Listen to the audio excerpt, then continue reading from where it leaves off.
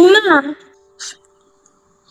ആ വന്ന കോളേജ് കഴിഞ്ഞ് വരുമ്പോ റോട്ടീന്ന് തുറത്തും പെണ്ണിന്റെ വിളിക്ക് ഉമ്മാന്ന് പറഞ്ഞിട്ട് ഇമ്മ അജിക്ക വന്നീലേ?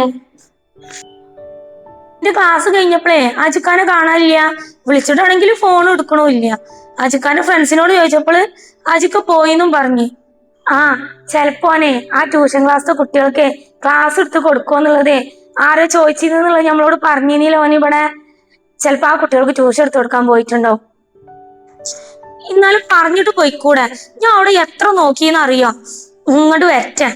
ആ ഇനി വെറുതെ എന്റെ കുട്ടീന്റെ മെക്കെട്ട് കയറാൻ നിക്കണ്ട. എന്റെ കുട്ടി ചെറിയ പണിയായാലും വേണ്ടിയില്ല, വലിയ പണിയായാലും വേണ്ടിയില്ല, കിട്ടണ എന്ത് പണിയായാലും ഓടി നടന്ന് ചെയ്യാണ്. എന്നാണോ പഠിച്ചോന് എന്റെ കുട്ടിക്ക് നല്ലൊരു കാലം കൊടുക്കല്. ഞാനേതായാലും ഒന്നും കൂടി ഒന്ന് വിളിച്ചു നോക്കട്ടെ.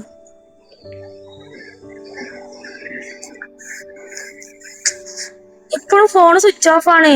എന്നാലും യാചിക്കാക്ക് ഇപ്പൊ എന്ത് പറ്റിയത്? എന്നോട് പറയാതെ ഇന്നെ ഒറ്റക്കാക്കിയാണ്ട് എടുക്കും പോവലില്ലല്ലോ. ആ തൊടത്തി ഹിമ്മങ്ങൾക്ക് 2 ദിവസത്തിലൊരിക്കേ കരഞ്ഞില്ലെങ്കിലേ ഉറക്കം വരൂല. എങ്ങനെ കരയാതിരിക്കും എന്റെ കുട്ടിയെ? നിങ്ങളെ വാപ്പ് പോയേ മുതൽക്കേ എന്റെ കുട്ടി കിടന്ന് പെടാപാട് പെടുകയാണ്. കുറച്ചൊന്നല്ല എന്റെ കുട്ടി കിടന്ന് കഷ്ടപ്പെടുന്നത്. ഓന്റെ പ്രായത്തിലുള്ളവരൊക്കെ അടിച്ചു പൊളിച്ച് നടക്കുമ്പോളെ എന്റെ കുട്ടി കുടുംബം നോക്കാൻ വേണ്ടി കണ്ട് കിടന്ന് പെടാപാട് പെടുകയാണ്. കാണുമ്പോളെ ഇമ്മക്ക് നെഞ്ഞി പൊട്ടി പോവുകയാണ്. ഇമ്മ ടെൻഷൻ ആവണ്ട. നമ്മളെ കഷ്ടപ്പാടൊക്കെ അല്ലേ എന്നേലും ഒരിക്കൽ തീരും. നമ്മുടെ അജിക്കാക്കെ 1 വർഷം കഴിഞ്ഞിട്ടുണ്ടെങ്കിലേ ജോലി ആവൂലേ, അത് നല്ലൊരു ജോലിയായി കിട്ടും. അതോടെ നമ്മുടെ കഷ്ടപ്പാടൊക്കെ തീരും. എന്നിട്ട് വേണം നമ്മളെ തിരിഞ്ഞു നോക്കാത്തെ കുടുംബക്കാരെ മുന്നിലേ നമ്മൾ അജിക്കാക്കാന്റെ കല്യാണം നല്ല ഗ്രാൻഡ് ആയിട്ട് നടത്താന്. അജിക്കാവും എന്തുവാണല്ല. ഹലോ അമ്ന, എന്താ ഈ കാര്യങ്ങള്? അറിഞ്ഞ കാര്യങ്ങൾ സത്യാണോ? അറിഞ്ഞ കാര്യം സത്യാണോന്നാ? എന്ത് കാര്യം?